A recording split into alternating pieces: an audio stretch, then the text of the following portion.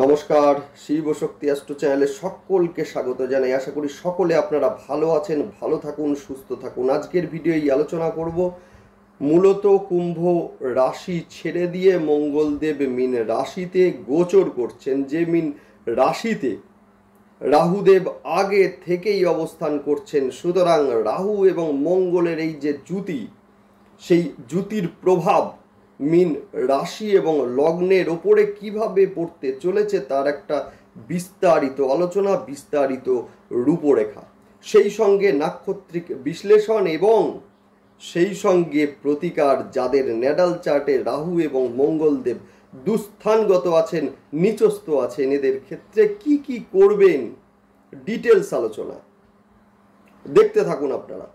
রাহু এবং মঙ্গলদেবের এই যে জ্যুতি, যার ফলে কিনা আমরা দেখব পূর্ব ভাদ্রপদ নক্ষত্রের জাতক জাতিকাদের ফটকা একটা টাকা আসতে, এবং সেই সঙ্গে উত্তর ভাদ্রপদ নক্ষত্রের জাতক জাতিকাদের দেখব ধৈর্য হারানোর একটা সম্ভাবনা, এবং সেই সঙ্গে ব্যবসায়ী লেনদেনের ক্ষেত্রে যথেষ্ট সাবধানতা অবলম্বন করতে হবে। রেবতী নক্ষত্রে যেহেতু এই জ্যুতিটা প্রমিনেন্ট হচ্ছে, সুতরাং রেবতী নক্ষত্রের জাতক জাতিকাদের ভীষণ সাবধান মূলত এই সময়ে থাকতে হবে। শরীরে আঘাত প্রাপ্তির একটা সম্ভাবনা যেটা কিন্তু রয়েইছে এই সময়ে। যাই হোক, দেখতে থাকুন আপনারা। সেই সঙ্গে প্রতিটা ভিডিওর মতো আবারও আমি আপনাদের বলবো, অবশ্যই আপনারা চ্যানেলটিকে সাবস্ক্রাইব করে নেবেন। দেখুন, গ্রহের গোচর স্বল্প সময়ের জন্যই হোক বা দীর্ঘ সময়ের জন্যই হোক, এর ইম্প্যাক্ট সেটা কিন্তু আমাদের ওপরে পড়েই। সুতরাং আমাদের যে সিদ্ধান্তগুলো আমরা নেব, সেই সিদ্ধান্তগুলো অবশ্যই কিন্তু গ্রহের গোচর বিশ্লেষণ করে নেওয়া উচিত, যার ফলে কিন্তু আমাদের জীবনে সমস্যা 100% আসবে না, 100% আসবে না। সুতরাং গ্রহের গোচর অনুযায়ী সিদ্ধান্তগুলোকে নিতে হয়। দেখুন, অ্যাস্ট্রোলজি কিন্তু শুধুমাত্র প্রতিকার নয়, অ্যাস্ট্রোলজি হচ্ছে ঘটনা সমূহের পূর্বাভাস।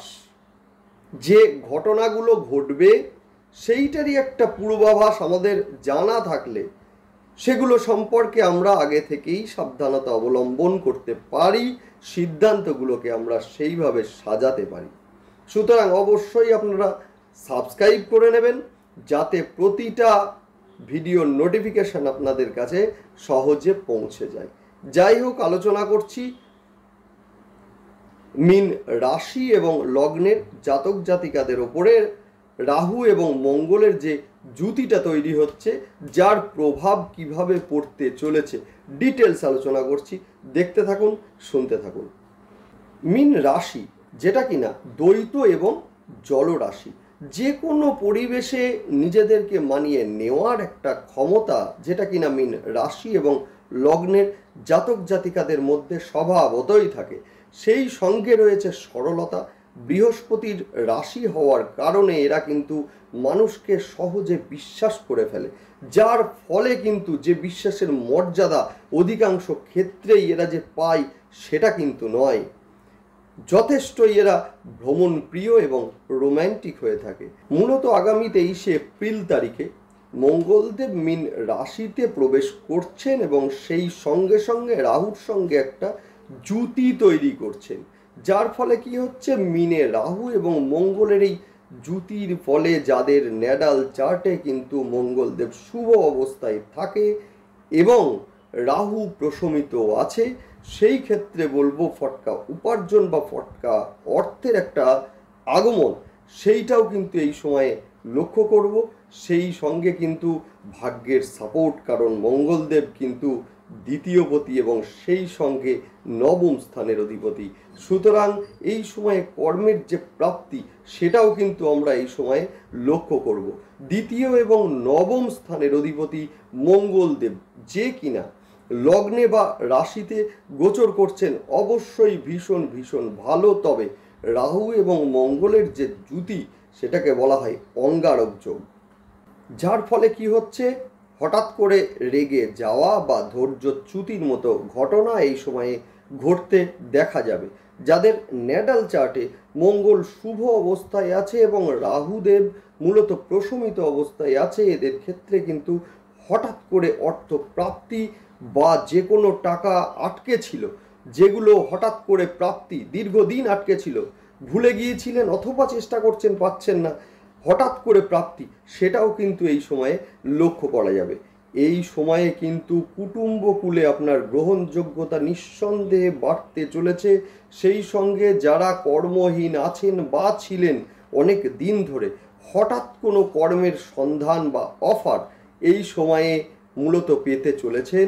সেই সঙ্গে কর্মে প্রমোশন এবং আপনার কর্মস্থলে গুরুত্ব বৃদ্ধি, সেটাও কিন্তু এই সময়ে লক্ষ্য করা যাচ্ছে। তবে যদি ন্যাটাল চার্টে মঙ্গল পীড়িত থাকে, নিচস্থ থাকে এবং সেই সঙ্গে রাহু ষষ্ঠ, অষ্টম বা দ্বাদশ স্থান বা দ্বাদশ ঘর সংযুক্ত হয়ে থাকে, সেই ক্ষেত্রে কিন্তু হঠাৎ করে অর্থ বেরিয়ে যাওয়ার একটা সংকেত, সেইটাও কিন্তু এই সময়ে আমরা পাচ্ছি। কাউকে ধার দিয়ে টাকা ফেরত পাচ্ছেন না বা হঠাৎ করে ব্যবসায়ী লস, এইটাও কিন্তু নির্দেশ করছে এই সময়ে। সেই সঙ্গে পায়ে চোট বা আঘাত লাগার মতো ঘটনা, সেইটাও কিন্তু বাড়তে লক্ষ্য করা যাবে। মূলত এই সময়ে ইএনটি রিলেটেড সমস্যা, সেইটাও কিন্তু এই সময়ে লক্ষ্য করা যাবে। সেই সঙ্গে বলবো কুটুম্বকুলে বদনাম বা আপনাকে নিয়ে সমালোচনা, সেইটাও কিন্তু মূলত এই সময়ে লক্ষণীয়। সেই সঙ্গে বলবো কর্মস্থলে মতবিরোধ এবং সেখান থেকে হাতাহাতি পর্যন্ত হওয়ার একটা সম্ভাবনা, বেশ কিছু শত্রুতার সৃষ্টি হতে লক্ষ্য করা যাবে এই সময়ে। যদিও অবশ্যই আগুন বা ধারালো কোনো অস্ত্র থেকে সাবধানে থাকুন। এই সময়ে পিতার শারীরিক অসুস্থতা যেহেতু নবম স্থানের সঙ্গে কানেক্ট হচ্ছে, এই সময়ে মূলত পিতার শারীরিক অসুস্থতা বা শারীরিক অবনতি, সেইটাও কিন্তু এই সময়ে লক্ষ্য করা যাবে। মূলত পূর্ব ভাদ্রপদ নক্ষত্রের জাতক জাতিকাদের ক্ষেত্রে ফাটকা অর্থের আগমন, সেইটাও কিন্তু এই সময়ে লক্ষ্য করা যাচ্ছে। কর্মস্থলে আপনাদের গুরুত্ব বাড়তে লক্ষ্য করা যাবে। নেক্সট আলোচনা করব উত্তর ভাদ্রপদ নক্ষত্রের জাতক জাতিকাদের ক্ষেত্রে ধৈর্য হারানোর একটা সম্ভাবনা আছে। এই সময়ে ব্যবসায় বড় ধরনের লেনদেন এড়িয়ে চলুন। এই সময়ে কিন্তু ব্যবসায়ী লস বা অর্থ হানির ইঙ্গিত দিচ্ছে। আপনার কোনো কথায় কোনো সম্পর্কের অবনতি হওয়ার একটা সম্ভাবনা, সেইটাও কিন্তু এই সময়ে লক্ষ্য করা যাচ্ছে। নেক্সট আলোচনা করব রেবতী নক্ষত্রের জাতক জাতিকাদের ক্ষেত্রে। রেবতীতেই এই সম্পর্ক বা এই জুতিটা প্রমিনেন্ট হচ্ছে, যার ফলে কিন্তু আঘাত প্রাপ্তির সম্ভাবনা, যেটা কিন্তু এই সময়ে আছে। মায়ের স্বাস্থ্যের ব্যাপারে সাবধানে থাকুন। সাংসারিক যে কোনো ঝামেলা এই সময় হঠাৎ করে আসতে চলেছে। সেই সঙ্গে পরিবারের কারোর সঙ্গে ভুল বোঝাবুঝি হতে পারে বা কেউ আপনাকে ভুল বুঝতে পারে, সেইটাও আপনারা লক্ষ্য রাখুন। নেক্সট আসবো প্রতিকারের বিষয়ে। যাদের ন্যাটাল চার্টে মঙ্গলদেব এবং রাহুদেব দুস্থানগত আছেন, নিচস্থ আছেন অথবা শত্রু গৃহগত আছেন, এদের ক্ষেত্রে অবশ্যই বলবো নবগ্রহ স্তোত্র পাঠ অবশ্যই আপনারা করবেন। সেই সঙ্গে মহামৃত্যুঞ্জয় মন্ত্র 108 বার অবশ্যই আপনারা জপ করুন। বিশেষ করে রেবতী নক্ষত্রের জাতক জাতিকাদের ক্ষেত্রে ভীষণ ভীষণ ইম্পর্টেন্ট। সেই সঙ্গে বলবো বৃহস্পতিকে বলবান করার জন্য বৃহস্পতিবারের দিন স্নানের জলে অবশ্যই আপনারা মূলত কাঁচা হলুদ মিশিয়ে স্নান করুন এবং সেই সঙ্গে 5 মুখী রুদ্রাক্ষ শোধন করে অবশ্যই আপনারা পড়ুন। যথেষ্ট ভালো রেজাল্ট আপনারা পাবেন। যাই হোক, ভালো থাকুন, সুস্থ থাকুন। অবশ্যই আপনারা চ্যানেলটিকে সাবস্ক্রাইব করে নেবেন। দেখতে থাকুন। নমস্কার।